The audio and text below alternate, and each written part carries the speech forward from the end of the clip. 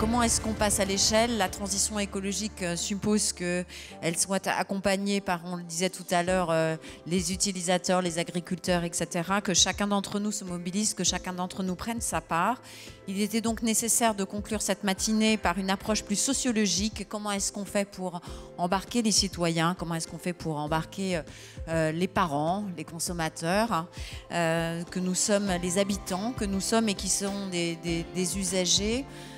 Comment est-ce que l'on peut mesurer et accompagner ces évolutions, les évolutions des comportements? Et pour travailler cette question-là, nous accueillons Madame Marie-Christine Zelem, qui est professeure de sociologie à l'Université de Toulouse et co-responsable du pôle politique, environnemental et pratiques sociales au CERTOP CNRS.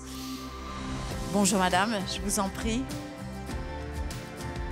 Et puis nous accueillons deux membres du comité ACT, Madame Pastor-Reiss. On va réinstaurer la parité à cette table. Madame Pastor-Reiss, qui est présidente de Newmanity et qui est en train de réorienter, bonjour Madame, de réorienter ce réseau social qui est axé sur le développement durable et les plateformes d'initiatives citoyennes en une offre de messagerie citoyenne et écologique. Et puis Madame Laetitia Vasseur, qui est également membre du comité ACT, qui est cofondatrice et déléguée générale de l'association HOP, Halte l'obsolescence programmée, que nous avons beaucoup vu. Voilà, je vous cherchais. Que nous avons beaucoup vu ces derniers temps au moment de l'élaboration de la feuille de route sur l'économie circulaire.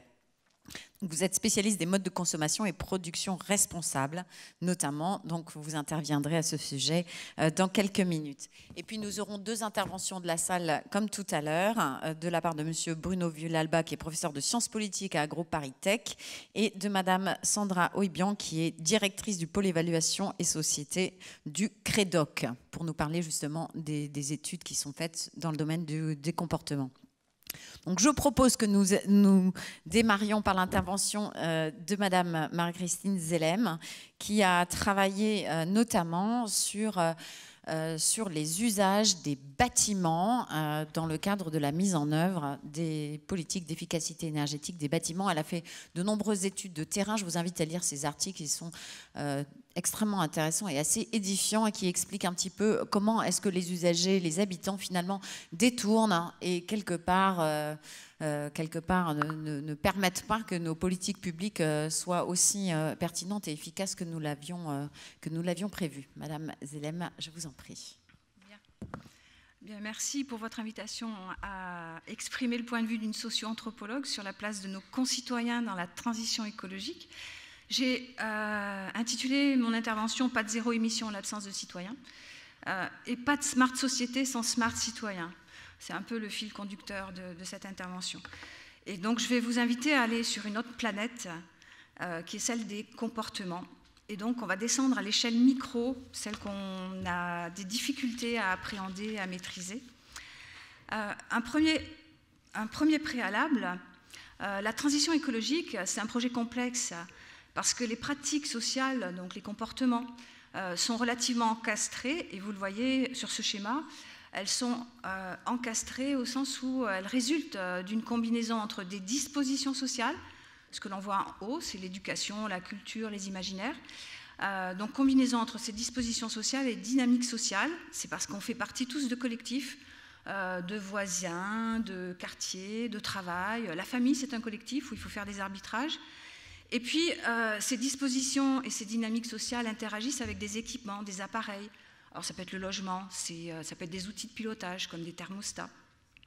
Et tout cela, en fait, s'inscrit dans des contextes qui sont changeants, variables, en fonction des politiques, en fonction des ministres, en fonction des crises pétrolières, par exemple, ou en fonction des marchés. Autre préalable, c'est que la transition écologique s'organise sous l'emprise du paradigme technicien. Alors, j'essaie, c'est un gros mot, mais c'est une réalité. Premièrement, le scénario de l'abondance reste prédominant pour les consommateurs, j'entends. On est dans une société de consommation, une société du surchoix, dans laquelle l'addiction à l'énergie est largement entretenue, voire valorisée. Deuxièmement, le confort technique est peu remis en cause. On assiste à la généralisation de la clim, à l'augmentation des températures de confort, au suréquipement, au renouvellement incessant des technologies.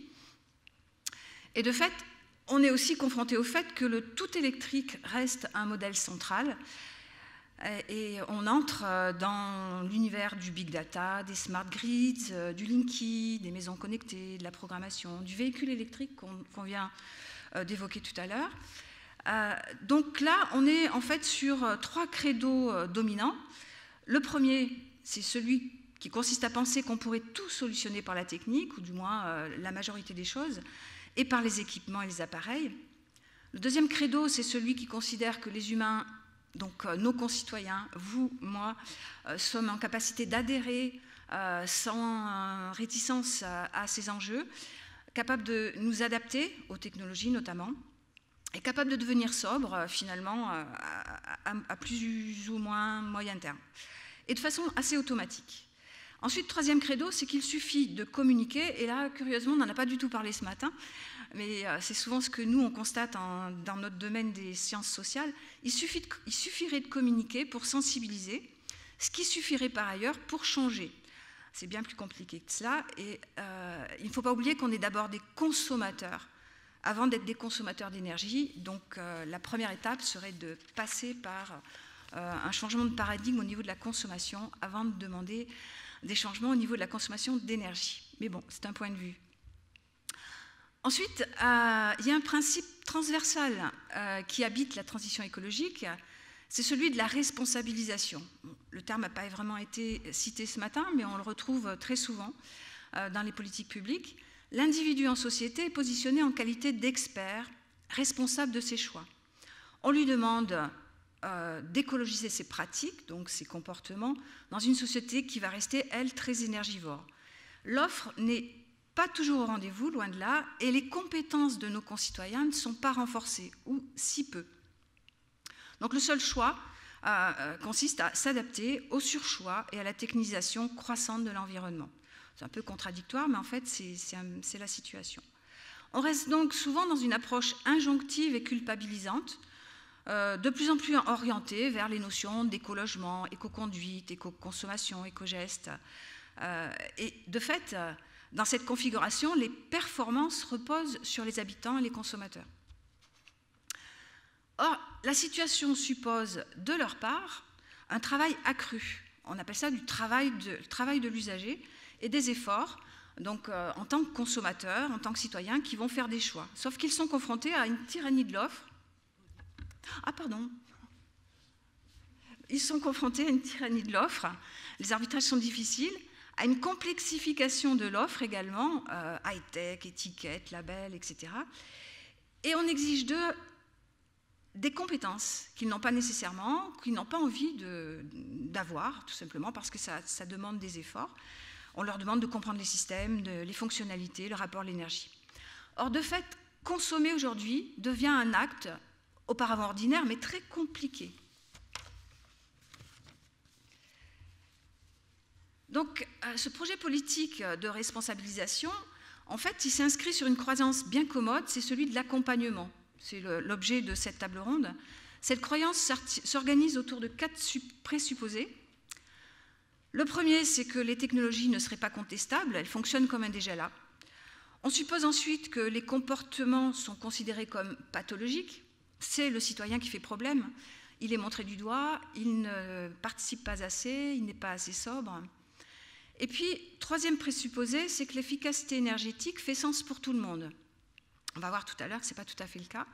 Et enfin, l'individu serait en société maître de ses choix pour choisir son logement, ses équipements ou ses décisions, faire ses décisions, ce qui n'est pas tout à fait le cas non plus. Autre point, c'est que les dispositifs d'accompagnement véhiculent un certain nombre de normativités. Je prends juste l'exemple des bons comportements. Les éco-gestes de tout à l'heure supposent que l'on développe des gestes en compatibilité avec les enjeux. Et donc, ça suppose qu'il y ait d'une part des bons citoyens, mais aussi des mauvais citoyens.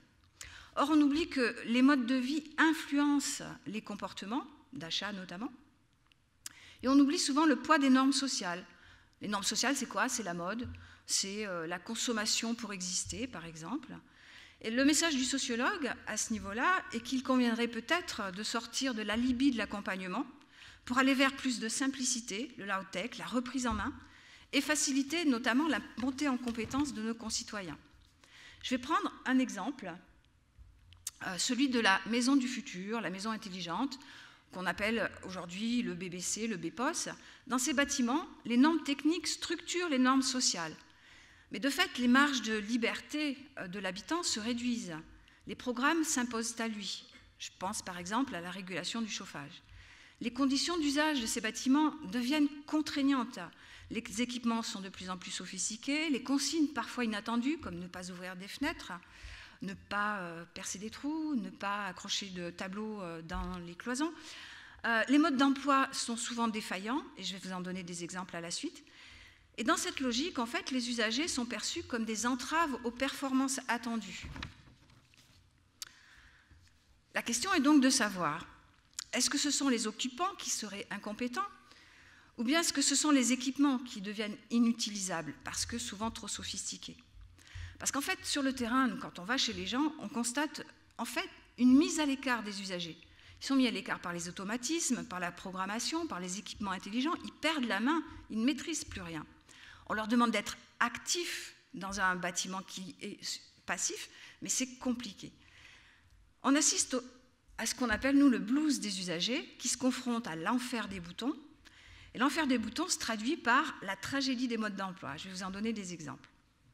Les habitants de ces nouveaux logements, et de tout logement en fait, aménagent leur confort, ils modifient les températures de consigne, de 19 on passe à 21, 22, voire 24, 25 degrés, ils dégradent les systèmes, ils ouvrent les fenêtres, ils bouchent les aérations, ils rajoutent des radiateurs, des ventilateurs. En fait, il ne peut pas y avoir de smart building sans smart occupant. La difficulté dans le projet de zéro émission, zéro déchet, zéro mobilité, eh bien, c'est qu'en fait, on est confronté à une diversité d'occupants et pas un seul et même occupant qui serait universel et qui fonctionnerait partout de la même façon et en tout lieu. Et cette diversité d'occupants, donc là, je vous propose une sorte de catégorisation que j'ai empruntée à des résultats d'enquête commandés par l'ADEME et à Greenflex notamment. Alors, de façon schématique, on aurait d'un côté des citoyens économes et de l'autre côté des citoyens qui seraient plus consommateurs.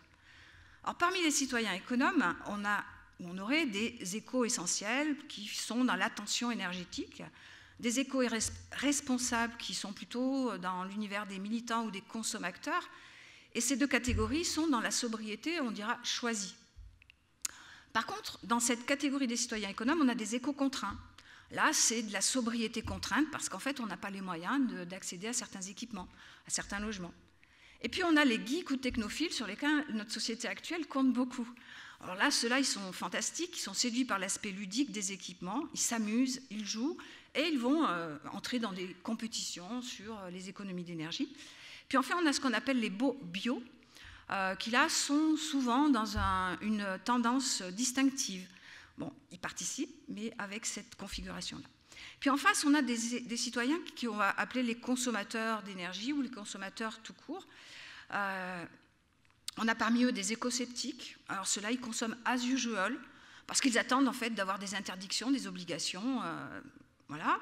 On a des dispendieux par insouciance, c'est quelque peu des indifférents par rapport à la problématique. Et puis on a des dispendieux contraints, et là on va retrouver les précaires énergétiques qui ne peuvent pas faire autrement lorsqu'ils chauffent une passoire énergétique. Et on va retrouver les geeks et les technophiles qui eux sont dans le suréquipement, la surconsommation et donc les fameux effets rebonds, parce qu'ils s'environnent de technologies hyper performantes, mais trop de technologies souvent. Et puis enfin on a les bobos, les anciens bobos qu'on trouvait il y a encore 15-20 ans, qui eux ont atteint un niveau de vie relativement aisé, avec un pouvoir d'achat qui leur permet d'être dans la surconsommation. Donc ce que j'aimerais que vous reteniez dans cette diapo, c'est qu'il y a une diversité. Et face à cette diversité de citoyens, consommateurs, habitants, etc., on ne peut ni prévoir, ni modéliser, ni commander les comportements humains. Maintenant, je vais vous passer une série de petites photos pour vous donner des exemples concrets. Vous voyez à gauche une ampoule allumée en pleine journée. Là, on est dans une population de Bushinengue en Guyane, chez qui la lumière symbolise Dieu. Donc, on n'éteint pas les dieux, donc on n'éteint pas la lumière. Donc là, simplement pour vous inciter à réfléchir à la question de la culture, les cultures qui nous habitent. À droite, j'ai fait une photo d'un climatiseur. J'aurais pu prendre des lampes, des frigos, des voitures, des poubelles. J'ai choisi la clim et l'éclairage. Et ici, on est dans une clim sans isolation, dans une habitation très sommaire. Et bien, cette configuration-là, on la retrouve aujourd'hui beaucoup dans les zones pavillonnaires, avec des maisons qui ne sont pas du tout isolées. Et évidemment, on est dans des gouffres énergétiques. Pour illustrer l'enfer des boutons ordinaires, je vous propose maintenant ces deux diapos, ces deux photos.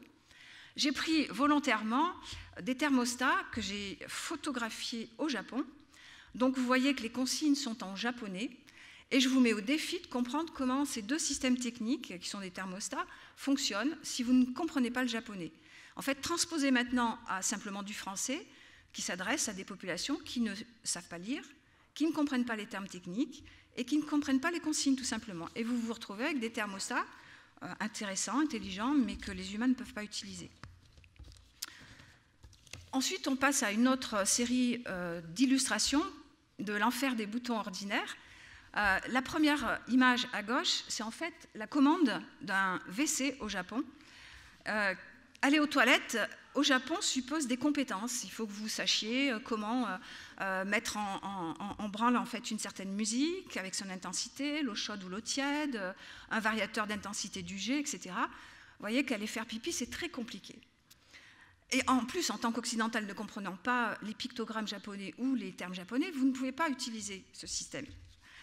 À droite, vous avez un outil de pilotage du confort thermique qui est simplement dans un amphithéâtre dans mon université à Toulouse. Et je vous garantis que personne ne sait l'utiliser. Toujours dans le registre de l'enfer des boutons ordinaires, j'ai pris donc l'exemple de la clim. Et vous voyez ce climatiseur. En fait, on peut le commander avec 3 types de télécommandes. Donc, un même objet technique, plusieurs types de télécommandes. Et voyez la télécommande qui est complètement à droite, elle est toute simple, on-off, on augmente ou on baisse la température. Tandis que les des autres, elles sont relativement complexes. Et là, pour avoir étudié le cas de ces climatiseurs avec ces télécommandes, je peux également vous garantir que beaucoup d'usagers ne savent pas les faire fonctionner. Alors, ces télécommandes, elles sont accompagnées de modes d'emploi. Souvent, on nous dit, mais il suffit des modes d'emploi pour que les humains puissent utiliser de manière optimale les équipements. Eh bien, de la même façon, je vous mets au défi, d'abord, d'avoir accès aux modes d'emploi, ensuite de les comprendre, ensuite, si vous les avez compris, de vous les approprier, puis ensuite de revenir à la machine. Et regardez simplement, c'est juste pour rigoler un petit peu, mais la télécommande de droite, elle est annoncée comme étant simple d'utilisation, mais à condition que vous sachiez lire tout ça. Sachant que souvent les modes d'emploi sont écrits en anglais, traduits en chinois, retraduits en français.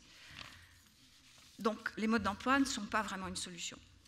Alors de mon point de vue, puisqu'il faut être positif quand même, je propose 2 solutions en zoomant sur l'énergie. La première, c'est ce qu'on appelle l'éco-socio-conception.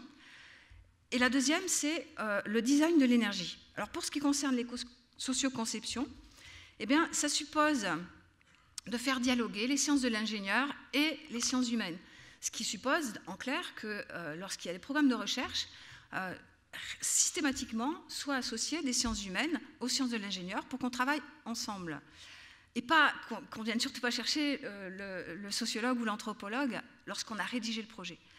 Et donc, cette éco-socio-conception, ça consiste à adapter les technologies et les équipements aux usages, et pas l'inverse. Ça suppose de tenir compte des normes sociales, et pas uniquement d'imposer des normes techniques. Ça suppose d'intégrer les conditions sociales d'usage et de privilégier des technologies qui soient plus soft, plus faciles à manipuler.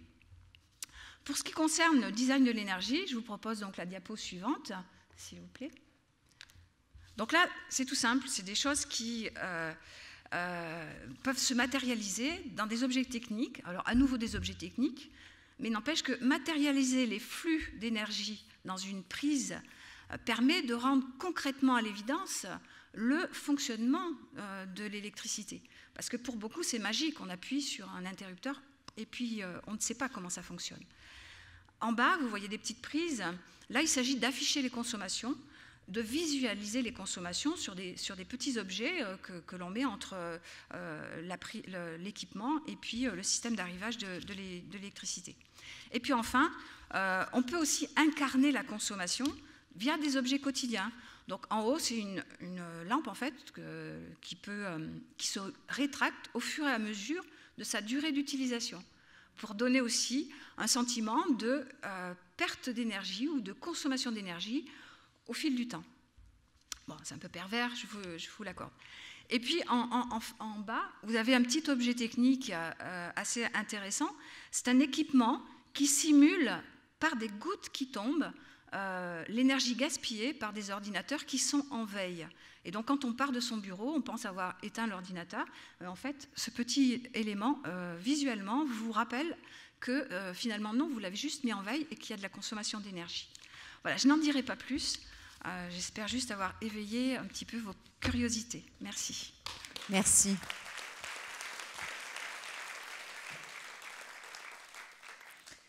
Merci Madame Pastoresse, peut-être en tant que spécialiste aussi des comportements, de leur accompagnement. Vous voulez réagir à cette approche, à cette étude qui nous rappelle que nous ne saurions être techno-driven comme vous nous l'avez expliqué dans les rencontres que nous avons faites en préparant ce séminaire, avoir une vraie, faire inverser nos façons de penser, nos façons de faire, être plus à l'écoute des consommateurs et des acteurs. Oui, enfin moi je ne peux être que d'accord avec Marie-Christine, évidemment. Il faut vraiment inverser notre logiciel, notre façon de penser, notre façon de faire. On peut prendre l'exemple de la rénovation des bâtiments, mais c'est vrai absolument pour tous les sujets de la transition énergétique, de la conversion, comme vous dites, monsieur le ministre. Je pense que d'ailleurs, là, ce matin, on est parti de l'international, puis des entreprises, puis du consommateur. À mon avis, c'est aussi l'inverse qu'il faut balancer. C'est-à-dire qu'aujourd'hui, il faut partir des vrais gens. Bon, pendant 12 ans, j'ai fait cette étude, effectivement, pour Greenflex sur les consommateurs. Et le sujet, c'est quand même l'individualisation, c'est-à-dire partir réellement des besoins de chacun, des usages de chacun, des cultures de chacun, et être à l'écoute. Et ensuite adapter les solutions techniques. On est vraiment beaucoup trop dans l'autre sens. Si je prends des exemples, il faut être beaucoup plus proche des pratiques avec des mises en situation, des ateliers. Par exemple, le service civique avec les médiataires des jeunes des cités vont dans les cités pour expliquer la réduction d'énergie, etc. aux gens avec leur culture, leurs mots. Ils leur font gagner 15 à 20 euros par mois, ce qui est quand même énorme. Il faut être au plus près des gens. Le convivial aussi est essentiel. On fait des apéros réno aujourd'hui. Regardez la fête des voisins. On a, je ne sais pas s'ils sont dans la salle, un festival comme We Love Green qui, par la musique, permet de mobiliser les jeunes aux enjeux aussi du green. Donc je pense qu'il y a vraiment un sujet, c'est d'aller rendre les gens, leur donner envie d'échanger, d'être fiers de leurs investissements. Ça, c'est absolument fondamental. Et puis, là, il faut vraiment changer, et là, je vous rejoins, les normes sociales et les représentations sur ces sujets. Parce que c'est stressant, c'est ennuyeux, c'est technique, ça ne donne pas envie de rénover sa maison, sauf effectivement si on est technophile. Et puis, alors que sa maison, c'est son nid, ça vous protège pour vos vieux jours. Donc, si on explique aux gens qu'à long terme, ça leur coûtera moins cher parce qu'ils auront fait les investissements nécessaires au moment où l'énergie sera plus chère forcément ou difficile d'accès, on peut trouver comme ça, en partant des besoins vraiment des consommateurs et des usagers, des façons de les amener en fonction de leur intérêt. Donc, la question essentielle, c'est vraiment toujours quel est mon intérêt ? Et mon intérêt, c'est le bien-être. On le voit dans toutes les études qu'on avait menées chez Greenflex, qui touchent les gens, c'est ce qu'ils ressentent. Et ce qu'ils ressentent, c'est qu'ils ont envie de bien-être, ils ont envie de bien vivre, ils sont très sensibles sur tous les sujets. Ce qui sort, c'est quand même la santé, la pollution de l'air. Ce sont des choses qui les touchent. Donc je pense aussi qu'il faut relier les sujets, faire rentrer par le sensible et le ressenti beaucoup plus que par le technique. Et là, on a tendance à découper les sujets. Alors, évidemment, il faut le faire parce que c'est ce qui permet d'avancer. Il faut des feuilles de route, il faut des politiques derrière tout ça. Mais je pense que le travail en transversal, multi-acteurs, en se mettant à la place des gens, et de ce qui les touche, c'est vraiment ce qui fera bouger les choses. Et puis en partant aussi de leur moment de vie, c'est-à-dire les déménagements, les changements de taille de la famille, etc., etc. Et avec des approches, et je sais que l'ADEME est un levier important, mais il faut peut-être renforcer ça, en étant au plus près des gens, avec des horaires d'ouverture qui correspondent aux horaires où les gens ont fini de travailler, etc. Moi, j'ai fait une expérience, il ne faut pas que ce soit fermé le week-end. Voilà. Avoir toujours la préoccupation du service et de l'accompagnement, et puis de travailler évidemment, là on en parle beaucoup, en filière multi-acteurs au niveau des collectivités et du local, parce que c'est là où les gens ressentent les choses, et on voit que de plus en plus les citoyens sont touchés par l'échelon local, parce que c'est là qu'on peut bâtir des actions qui soient vraiment multi-acteurs et puis qui soient duplicables surtout. Parce que le sujet, on l'a dit en début de journée, c'est le passage à l'échelle. Donc il faut absolument que des micro-solutions multi-acteurs soient déployables et créer des intermédiations. Alors les syndics, les offices d'HLM, etc. Bien sûr, tous les opérateurs, mais pour faire comprendre et pour accompagner, vraiment, je pense que ça c'est un mot essentiel, mais en partant des besoins des gens et non pas en leur imposant les solutions que nous, sachants, technophiles, ingénieurs, entreprises, savants. D'ailleurs, petite remarque, je pense qu'on va de plus en plus vers des approches peut-être aussi un peu plus féminines de ces sujets-là. J'ai remarqué que sur les entreprises, avec des hommes, là, il y a plus de femmes quand on commence à parler des consommateurs. Bon, d'accord. Mais c'est vrai que les femmes, nous, on le voit dans toutes les études qu'on a pu faire, ce sont elles qui impulsent les changements de comportement, que ce soit dans l'alimentation, dans la sensibilisation aux substances toxiques partout, dans tous les produits, dans la maison, dans la voiture, etc. etc.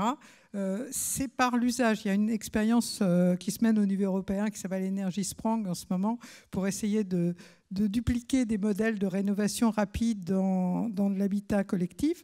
Bon, ce qui fait bouger les gens, ce qu'on voit, c'est quand on améliore leur qualité de vie et d'usage, et pas uniquement quand on isole mieux les bâtiments. Et il y avait un exemple tout à fait concret qui font que les gens adhèrent. On a créé des food trucks avant les rénovations pour montrer que le changement de cuisinière allait améliorer non seulement la performance énergétique, mais permettre de faire de nouvelles recettes de cuisine, etc. Non, pas du tout que je veuille assimiler les femmes aux recettes de cuisine, bien loin de là ma pensée, mais c'est quand même en partant des questions que se posent les gens. Si je change de cuisinière, je vais plus savoir faire les choses, etc. Donc je pense que l'aspect culturel et l'écoute fait le succès et fait la duplication, et c'est uniquement comme ça qu'on ira plus vite et qu'on fera pour moins cher, c'est en multipliant les initiatives.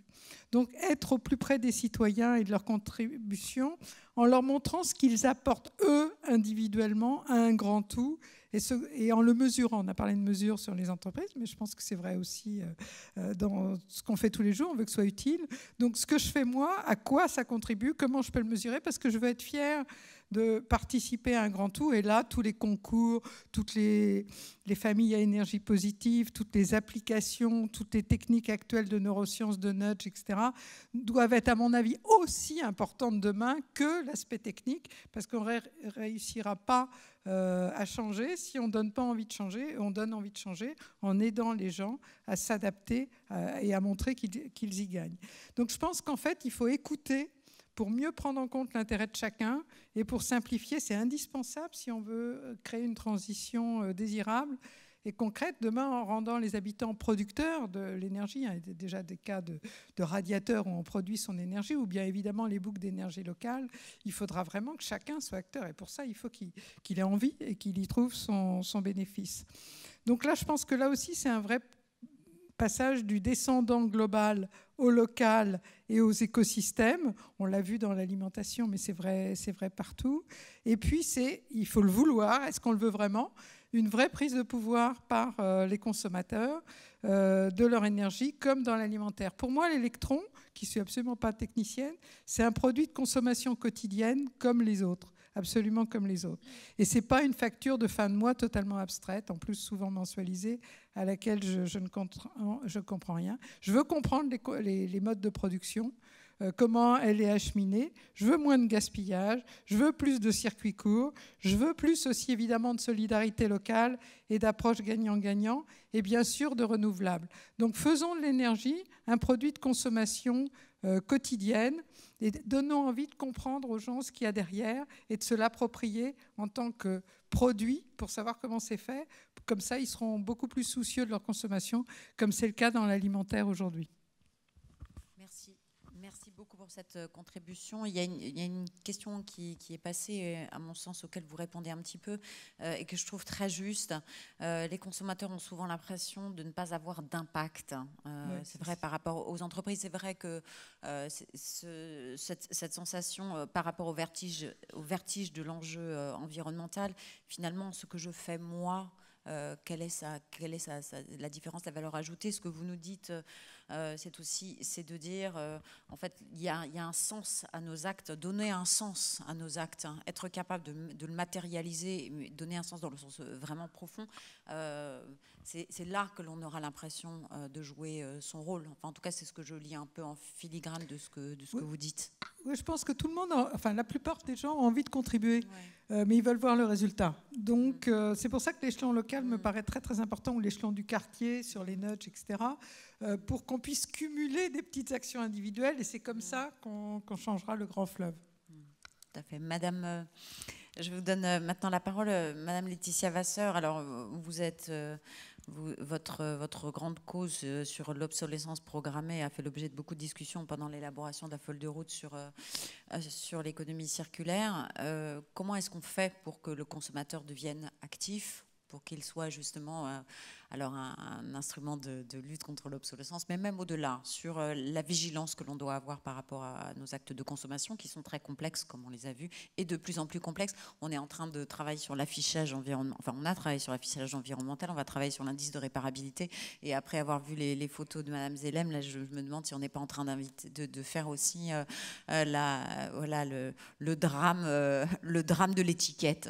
J'ai un peu peur là, il faut qu'on fasse attention. Oui, merci. C'est vrai que si l'obsolescence programmée attire autant l'attention, je pense que ce n'est pas anodin. C'est qu'il y a un vrai intérêt du consommateur qui, là, pour le coup, rejoint l'intérêt économique et écologique.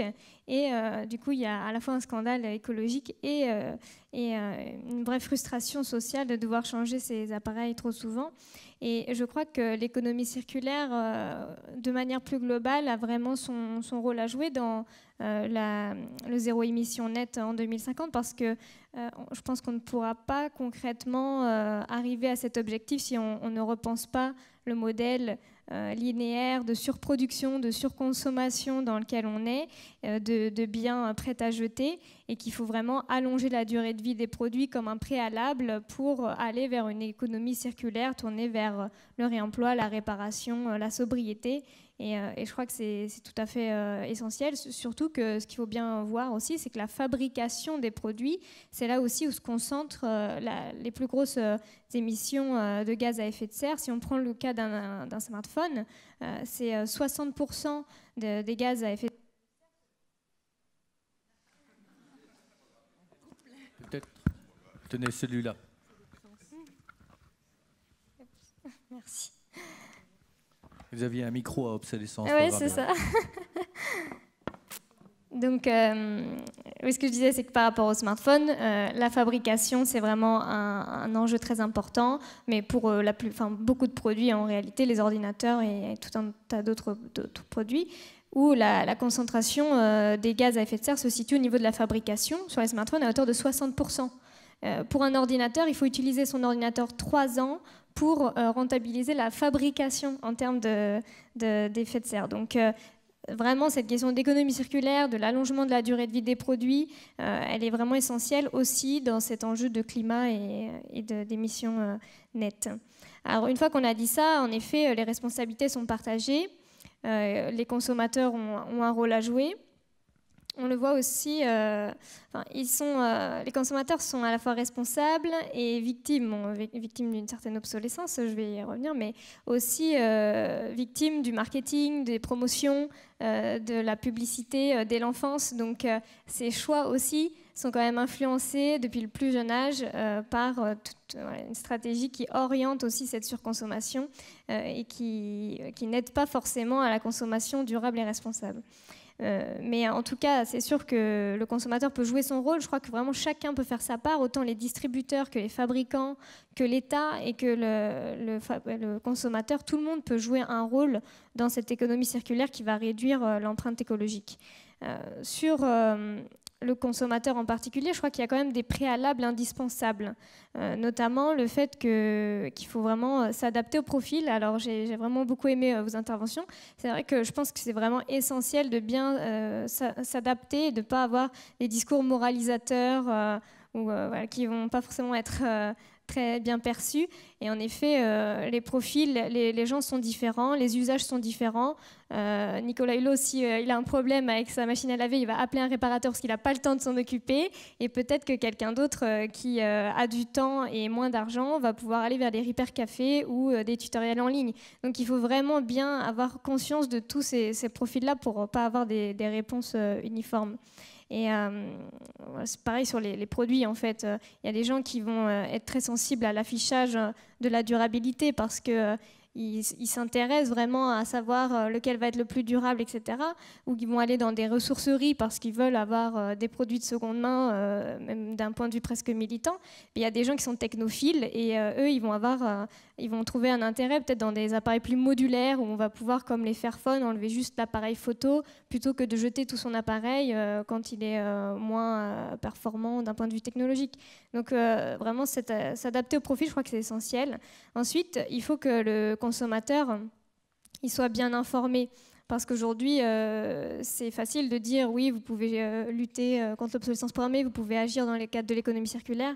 Si concrètement, vous savez pas, vous n'avez aucune information, par exemple sur la durée de vie d'un produit, vous êtes dans un magasin et vous voulez acheter un ordinateur ou une machine à laver, vous n'avez aucune information sur la durée de vie, vous ne pouvez pas faire un choix éclairé. Donc, dans ce sens-là, l'affichage de la durabilité qui a été inscrite dans la feuille de route économie circulaire va dans le bon sens, si tant est qu'elle ne soit pas réduite à la réparabilité, mais vraiment à la durée de vie de manière globale, la durabilité, la robustesse. Donc ça, je crois que c'est vraiment important pour sortir des discours incantatoires, d'avoir vraiment des alternatives et des choix concrets avec une information concrète. Mais pour avoir cette alternative, parce qu'une fois qu'on a l'information, il faut aussi que les entreprises proposent des produits qui vont permettre cette économie circulaire, le réemploi, la réutilisation, la réparation. Si les produits ne sont pas mieux conçus, ne sont pas conçus pour être réparés, par exemple, vous pouvez avoir toute l'information que vous voulez, vous n'avez pas le choix en fait d'avoir un ordinateur qui n'est pas réparable, par exemple. Donc c'est vraiment important d'adresser un message aux consommateurs, mais d'avoir en face les alternatives pour les entreprises et qu'elles proposent des choses qui vont dans la durabilité, la réparabilité pour accompagner cette économie circulaire. Ça ne peut pas faire l'un sans l'autre. Et puis l'État a une grande responsabilité parce que je crois qu'il ne suffit pas d'informer les consommateurs et d'être dans la soft law et dans la com. Il faut aussi, l'État a vraiment des moyens de pouvoir inciter, influencer les fabricants pour permettre ces alternatives. Et donc je crois qu'il faut mobiliser ces outils, à la fois des normes, des fiscalités, des lois, pour être dans l'incitation, voire dans la contrainte, parce que c'est aussi ça qui est un moteur et une motivation pour tout le marché. Et ce n'est pas nécessairement négatif. Moi, quand je parle avec les entreprises engagées pour les produits durables et réparables, elles sont demandeuses de normes qui vont encadrer le marché, qui vont donner plus de marge de manœuvre au final. Donc je crois que c'est très important. Quand on parle aussi du smart, de la modernité, de l'environnement, je crois qu'il faut faire un petit peu attention. À la fois, par exemple, si je l'applique à la réparation ou à l'économie circulaire, les objets connectés pourraient permettre à la fois une meilleure réparabilité des produits. Mais d'accord, ça peut être une bonne idée, mais il faut quand même avoir une vision globale de l'empreinte écologique, de l'impact. Voilà, j'y réponds en même temps.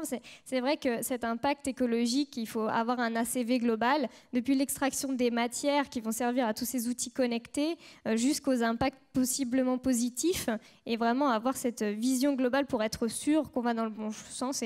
Et parfois, le low-tech aussi va très bien. Donc, je crois que c'est autant de choses importantes à dire dans ce débat à ce stade.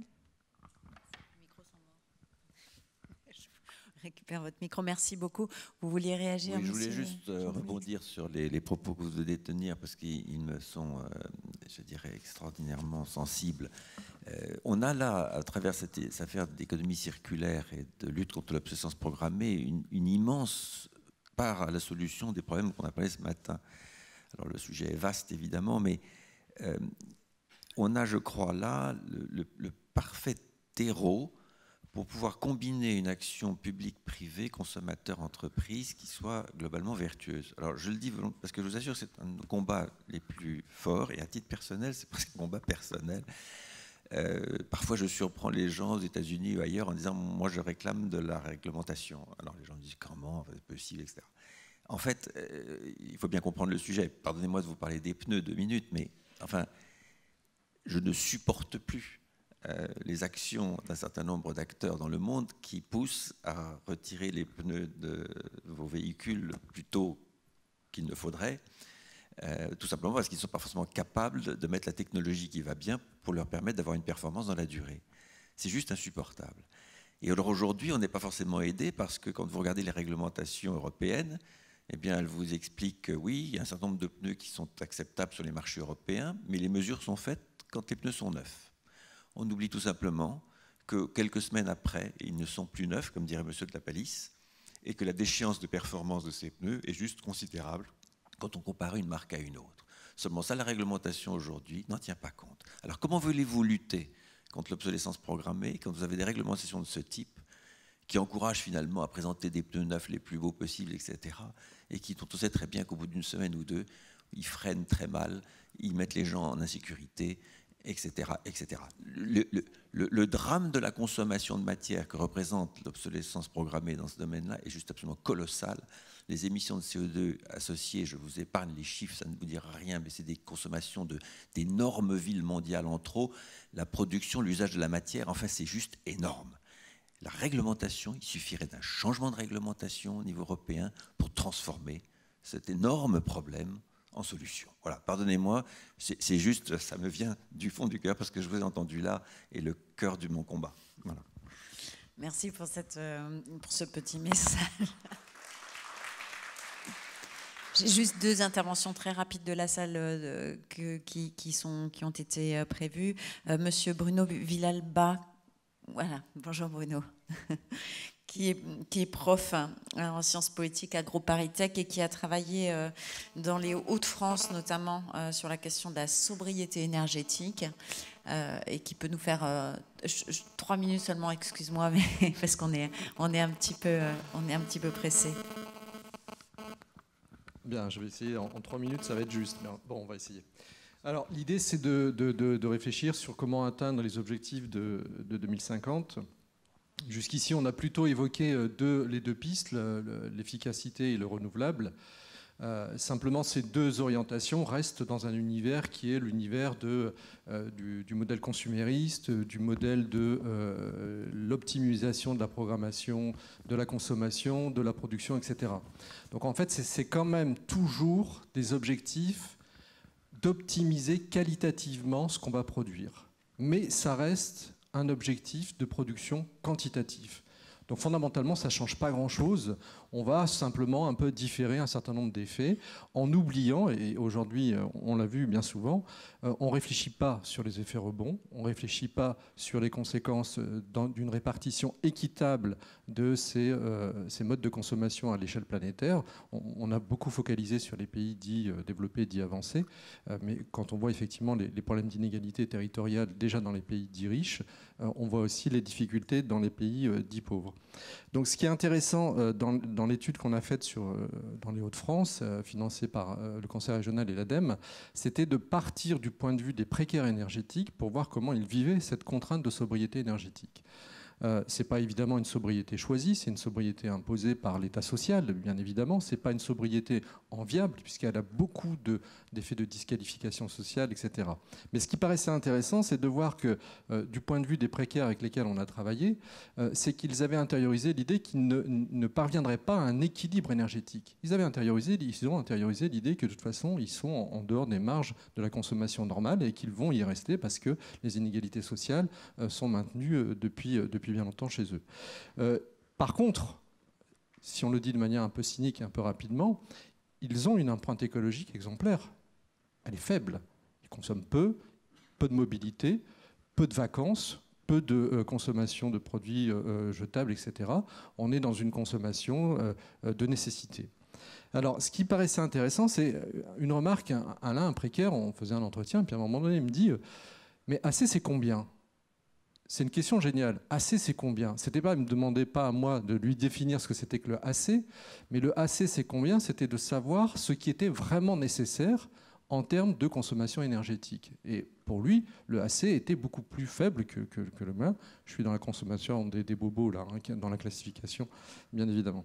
Alors, cette question, elle était extrêmement intéressante puisqu'elle soulève 4 points saillants de la sobriété. Et encore une fois, c'est une thématique qu'on on l'a évoqué 2 fois depuis ce matin, j'ai noté. Le mot a été évoqué 2 fois. Combien c'est la définition d'un référentiel commun? Ce n'est pas la question de savoir si on a la possibilité technique d'augmenter la consommation énergétique, ça on sait faire. La question est de savoir pourquoi on va le faire. Comme disait Ivan Illich, on n'est pas dans une société qui a une crise de l'énergie, mais qui a une crise du besoin d'énergie. C'est-à-dire que l'accumulation d'énergie renvoie à un confort de vie qui grandit, hein, qui est incontestablement intéressant, mais dont on a tendance à évacuer les effets négatifs dans cette consommation. Le deuxième point saillant, c'était le fait que ce AC devait être négocié de manière équitable. Le AC, il masque souvent les différences de ce qu'on va appeler un référentiel de confort. C'est-à-dire pour certains, le AC, il est placé là, et puis pour d'autres, le AC, il est placé en bas, parce que d'abord, on n'a pas forcément les capacités de négocier ce AC. Or là, les contraintes écologiques vont imposer, et imposent déjà à beaucoup de migrants climatiques, par exemple, la nécessité de négocier collectivement ce AC. Et là, on voit, c'est le troisième point saillant qui est le plus intéressant, c'est que cette question de la sobriété doit être portée politiquement aussi, parce que, contrairement à tout ce qu'on a vu jusqu'à présent, c'est au contraire le refus de l'individualisation massive des comportements individuels. C'est une réflexion sur la dimension collective. Quel projet de société écologique voulons-nous, indépendamment de ce que la technologie peut éventuellement nous apporter comme solution?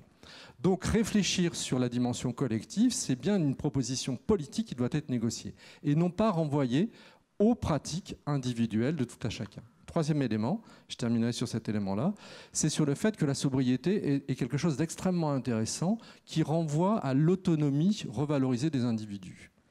On regagne une autonomie de compétences, on regagne une autonomie de pratique, on regagne aussi une autonomie face à la technique. La technique, c'est un outil de contrôle social gigantesque. On le voit bien, ça se développe de plus en plus, etc. Et ça, il faut l'interroger. Ce n'est pas le tout de développer des smarts, des machins, etc. C'est aussi voir la contre-conséquence sociale, donc politique, le fait que, avant que d'être un consommateur, l'individu est un citoyen démocratique qui doit avoir la possibilité de choisir ce qu'il va subir comme contrôle technique par les usages technologiques. Par conséquent, ce qu'on a vu, nous, je conclus là-dessus, dans l'étude, c'est qu'il n'y avait pas de refus social de débat sur la sobriété. Par contre, il y avait une impossibilité et un manque de courage politique des élus à porter cette discussion-là, parce qu'effectivement, elle va à l'encontre de l'imaginaire social, de consumérisme, d'ébriété énergétique, etc. Mais simplement, on l'a rappelé plusieurs fois, et bien maintenant, il faut qu'on pose cette question parce qu'elle doit être posée. Merci. Merci beaucoup, ça nous donne envie d'aller lire davantage. Merci d'insister sur cette dimension de contrôle technique, effectivement, des comportements. Bon, ceci dit, on pourrait aussi se poser la question de savoir qu'une fois que le citoyen a récupéré le contrôle sur la machine, rien ne te dit qu'il va orienter son comportement de manière vertueuse. Ce qui donc est intéressant de continuer à égrener les solutions à la fois de sensibilisation, d'accompagnement, voire de taxes. Peut-être juste un mot de Madame Oibian, qui est du CREDOC et qui a travaillé sur le rapport des jeunes à l'environnement dans un dans un article que nous avons récemment publié au Commissariat général au développement durable sur les comportements, l'évolution des comportements des individus face à l'environnement. Petit focus sur les jeunes. Donc, bonjour à tous. Je ne sais pas si mon micro est déjà en obsolescence ou pas. Non, c'est bon. J'ai une petite présentation à vous faire, donc je ne sais pas si elle est également disponible. Donc juste parler en 4 minutes du rapport des jeunes à l'environnement. Donc pourquoi ? Parce que les jeunes, c'est aussi un peu une manière d'avoir un miroir grossissant de notre société et puis un peu également une vision de l'avenir. Hein. Qu'est-ce que va être notre modèle demain ? Donc le CREDOC, c'est un organisme qui suit les tendances de société depuis une 60aine d'années et on s'appuie sur un certain nombre d'études qui sont citées dans ces travaux. Alors d'abord vous dire qu'on a beaucoup parlé de tragédie depuis que je suis là. J'ai entendu parler de la tragédie des communs, du drame des télécommandes, etc. Donc les jeunes, ils sont en plein là-dedans. Il y a 96% des jeunes qui estiment que l'intervention de l'homme a des conséquences désastreuses sur l'environnement, 91% qui pensent qu'une catastrophe écologique majeure va intervenir. Donc cette ambiance de drame, elle est très très présente et elle est presque un peu limitante. On est dans des croyances qui vont finalement peut-être un peu handicaper la capacité d'agir dont on parlait tout à l'heure, puisque aujourd'hui on a seulement 25% des 15-24 ans qui sont tout à fait d'accord avec l'idée qu'ils peuvent jouer un rôle à titre individuel et personnel sur la protection de l'environnement. Et quand on compare avec des plus âgés, on a des taux plus importants, autour de 40%.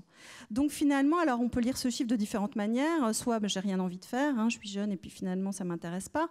On peut le lire aussi comme une forme de sentiment d'humilité par rapport à une direction qui est tellement difficile à atteindre qu'on se dit que finalement chaque action est presque inutile. On peut le lire aussi comme une forme de lucidité. Donc, on va voir dans le reste de la présentation, qui sera rapide, je vous rassure, qu'ils ne font pas rien, ces jeunes, ils ne sont pas complètement désengagés par rapport à l'environnement. Alors, en termes de pratique, tout dépend évidemment de ce qu'on regarde, et ce qu'on constate, c'est que sur un certain nombre de comportements, ils sont un petit peu à la traîne. Ils trient moins leurs déchets, ils font moins attention aux quantités de packaging dont on parlait tout à l'heure que leurs aînés. Ils font un petit peu moins attention à leur consommation d'eau. Et ça, ce sont des choses qu'on observe en France, mais également dans la plupart des pays européens, et qui ne sont pas seulement liées à une question de génération, mais aussi tout simplement de cycle de vie. C'est-à-dire que finalement, pour trier ses déchets, c'est pas mal d'avoir un grand appartement avec 2 poubelles. Et que donc, quand on est un peu dans une situation de logement qui évolue tout le temps, on a un petit peu plus de mal à installer des routines d'attention au quotidien. Mais si on prend d'autres types de sujets, d'autres types de pratiques environnementales, là, on se rend compte que les jeunes sont en avance par rapport à la moyenne de la population, et notamment tout ce qui a trait au mode de déplacement, où ils sont beaucoup plus nombreux, donc 50% des jeunes, à faire attention au mode de déplacement qu'ils vont choisir. Alors, bien entendu, aussi en liaison avec des considérations économiques, puisqu'ils sont en première prise avec les questions de chômage, de précarité de l'emploi, etc., mais pas que, également parce qu'ils sont dans une société où le rapport à l'objet a évolué.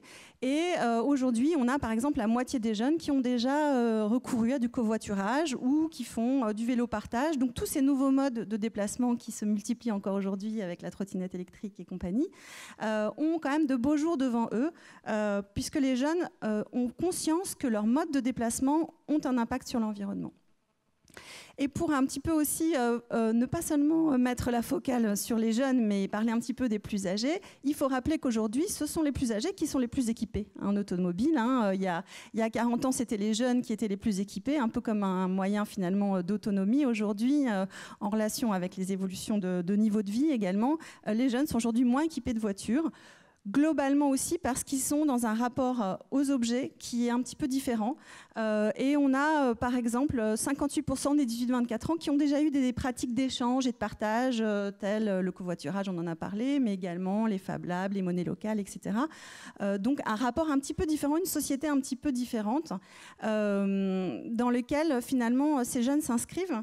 Et pour terminer, on a beaucoup parlé des bonnes pratiques, de l'information, qui peut être un levier pour les individus, de partir aussi des pratiques du quotidien.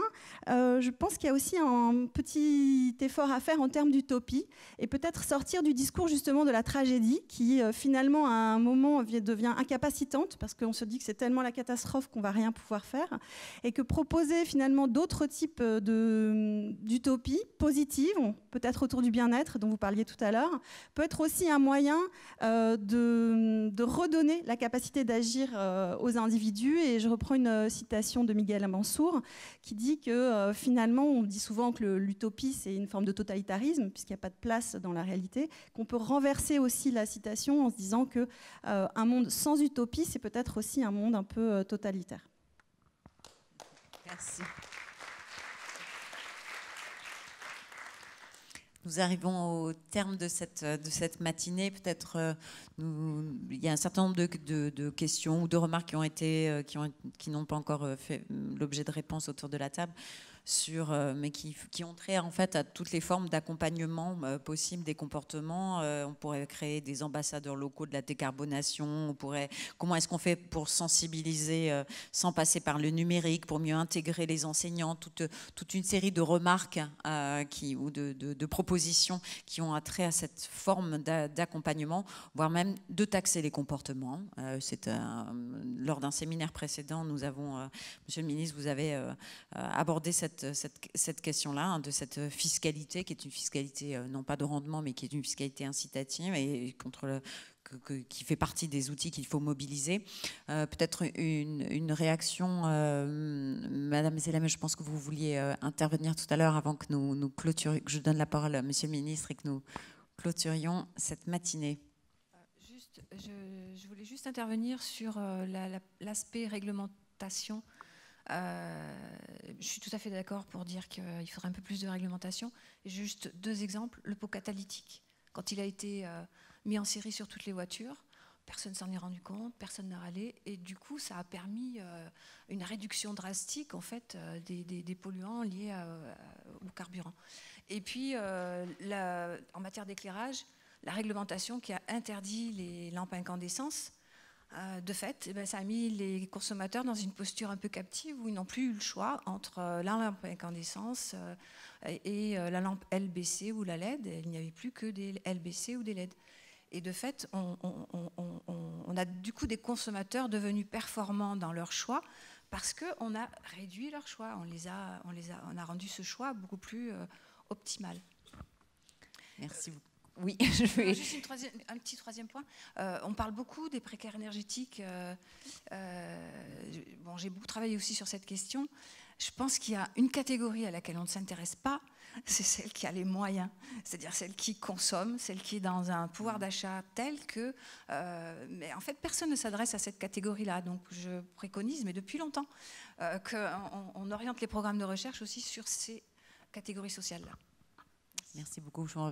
On va conclure avec vous, Monsieur le ministre, si vous le voulez bien. Peut-être un petit mot de réaction à la fois sur globalement sur cette table ronde, mais plus génériquement si vous le souhaitez. Alors, vous allez nous proposer de nouvelles utopies, n'est-ce pas? Bon, écoutez, un peu dans le désordre. Bon, d'abord, je veux remercier de m'avoir quelque part libéré d'un complexe, parce que je m'aperçois que je fais aussi partie de ceux qui sont victimes de la tragédie des modes d'emploi. Donc je vois que je ne suis pas seul. D'ailleurs, je m'aperçois effectivement, comme ça a été évoqué, que le mot tragédie a été employé à plusieurs reprises. La tragédie des horizons, la tragédie du court terme, la tragédie des biens communs, la tragédie des modes d'emploi. Moi, j'y ajouterais, ça a été évoqué également, la tragédie de la persuasion clandestine, c'est-à-dire de toutes ces forces qui nous amènent à consommer et qui nous créent tous les matins des besoins nouveaux dont on ne peut plus se passer alors qu'on les imaginait même pas la veille. Tout ça nous ramène effectivement notamment au sujet des comportements et je pense que ça n'exonérera pas l'action politique, la recherche, les sauts technologiques, etc. Mais J'en veux pour preuve, il y a encore quelques jours, j'ai reçu au ministère les lauréats d'une compétition qui s'appelle Cube, qui demande, qui met en compétition des entreprises, des collectivités ou des initiatives pour économiser l'énergie sans investissement. Et je me suis aperçu que simplement sur le changement de comportement dans les économies d'énergie dans les bâtiments, on arrive parfois à 30% d'économie d'énergie durable. Voilà, donc effectivement, ce que vous mettez en avant, c'est que quel que soit ce que l'on fera, si quelque part le citoyen n'y trouve pas son compte, on n'arrivera pas à l'embarquer. Pour ça aussi que je crois beaucoup, alors évidemment, la norme. Pourquoi ? Parce que la contrainte n'est pas l'ennemi de la créativité, elle en est la condition. Donc il y a un moment ou un autre, il faut dire, ben voilà, dans telle époque, la norme sera celle-là. Il faut de la réglementation, donc il y a des moments où il faut interdire. Par exemple, à un moment, les plastiques, on va interdire. Ça, c'est très clair. Donc il ne faut pas le faire du jour au lendemain, mais il faut fixer un horizon et puis il faut s'y tenir. Et puis il y a le sujet de la fiscalité qui est très important. Moi, je rêve d'un monde où on ait une fiscalité incitative et dissuasive, progressive dans les deux cas, pour structurer les modes de production et les modes de consommation. Si j'avais la possibilité à l'échelle européenne de jouer avec la taxe, avec la TVA, et de cibler un certain nombre de produits ou de comportements qui permettent petit à petit de structurer des filières et pour le coup d'en décliner d'autres. Mais voilà, mais on peut bien entendu y venir. Alors voilà, j'ai noté tout ça. J'ai noté une phrase importante, parce que ce n'est pas des conclusions, hein, ce sont des commentaires, puis encore une fois, on ne va pas être exhaustif, ne serait-ce que parce que le temps ne nous le permet pas. Cette phrase qui a été employée au début des échanges, garantir à ceux qui sont dans le mouvement qu'ils ont raison d'y aller. Ça, c'est pour moi une phrase très importante, parce que effectivement, il y a ceux qui agissent et ceux qui se résignent. Bon, et il faut effectivement que l'on crée les conditions, qu'on l'accueille, qu'on l'accompagne, qu'on encourage, qu'on fluidifie, voilà, et qu'on leur donne raison d'y aller. Et je reviens à mes outils effectivement de la fiscalité, entre autres, ou les aides que l'État peut apporter. Alors, j'ai bien noté très rapidement, d'abord qu'on est effectivement au début d'une grande aventure qui est celle de la neutralité carbone, voilà, mais comme ça a été dit, 30 ans, c'est très très court et en même temps très long, mais il faut aucune année ne soit inutile. C'est maintenant qu'il faut fixer les bons caps. On a besoin, ça a été évoqué dans la première partie, des puits de carbone naturels, ça je crois que tout le monde a compris, mais il faut effectivement qu'on mette en place des politiques qui soient adaptées au meilleur usage de ces puits naturels. Donc il faut qu'on lutte, c'est bien mon obstination dorénavant, contre l'artificialisation. Il faut qu'on forme les agriculteurs. J'ai entendu la nécessité d'avoir des fonds de réassurance pour ceux qui changent de pratique. Je suis aussi d'accord sur le fait que chaque pays doit trouver sa voie en fonction de ses spécificités. Hein, il n'y a pas un modèle unique, il n'y a pas une voie unique, il faut laisser une certaine latitude. Mais il faut évidemment anticiper sur les changements. Ça a été évoqué. Moi, je pense qu'on va vers une grande mutation, transition écologique et solidaire. Il y a des secteurs qui vont être impactés, on les a identifiés. À terme, moi, je ne veux pas qu'il y ait de perdants. Je veux simplement qu'il y ait des gens qui vont être obligés de changer. Il y a des choses qui vont émerger, il y a des choses qui vont se convertir. C'est pour ça qu'anticiper, prendre le temps, comme on veut le faire avec les contrats de transition écologique, pour appréhender les secteurs, les filières ou les territoires qui risquent d'être impactés. Mais il ne faut pas qu'ils soient impactés négativement. Ils sont impactés parce qu'il va y avoir des mutations et il faut qu'on les anticipe. Parfois, prendre un peu de temps pour les anticiper, croyez-moi, c'est en gagner beaucoup, beaucoup pour faire en sorte que socialement, les choses soient acceptables. J'ai noté aussi dans les commentaires qui me semblaient pertinents, c'est que chaque entreprise doit aussi évidemment réfléchir dès aujourd'hui à son avenir. Donc ça rejoint un tout petit peu le nouveau slogan, le nouveau visuel du ministère, donc construire l'avenir, penser à la place de ses produits, à ses méthodes de production dans cette nouvelle économie zéro émission. Aujourd'hui, c'est maintenant, ça vaut pour les États, ça vaut pour les collectivités, mais effectivement, ça vaut pour les entreprises qu'il faut construire sa trajectoire 2050. Il ne faut pas attendre d'être embuté pour pouvoir la penser.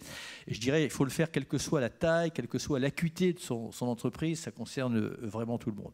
Bon, voilà, les financiers, les investisseurs, ça, on a bien compris que ce sont des acteurs importants.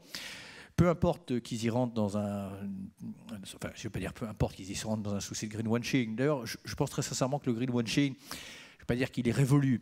Enfin, maintenant, ça se voit tellement comme le nez au milieu de la figure que ce temps-là. Et puis, parfois, certains, ils sont rentrés par Greenwashing, puis ils ont été obligés de mettre le nez dedans et ils se sont rendus compte que pour finir, ils pouvaient même y trouver une forme d'intérêt. Donc, ce qui est important, moi, c'est déjà de rentrer dans la dynamique, surtout d'y rester et puis de ne pas en rester là. Voilà.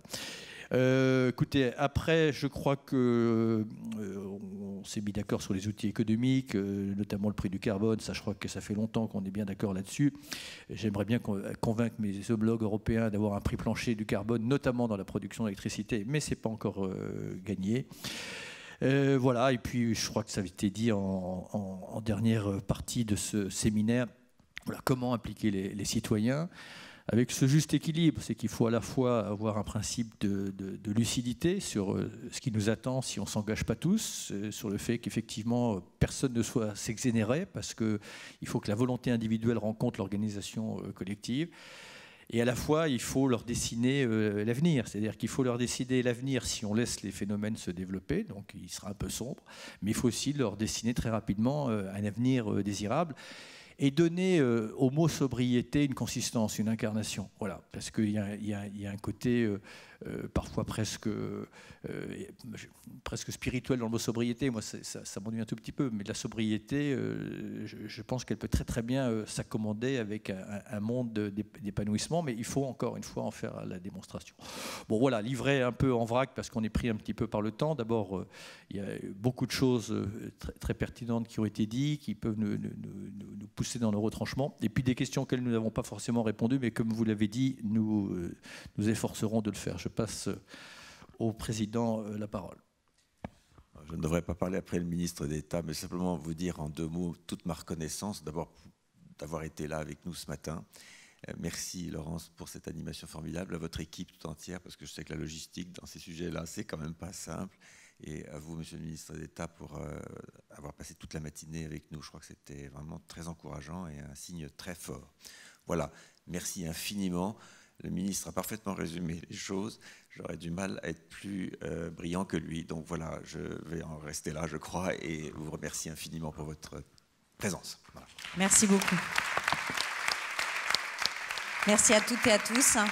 Et puis rendez-vous au prochain séminaire ACT qui se tiendra à l'automne. Merci beaucoup, Monsieur le ministre. Merci, Monsieur le Président.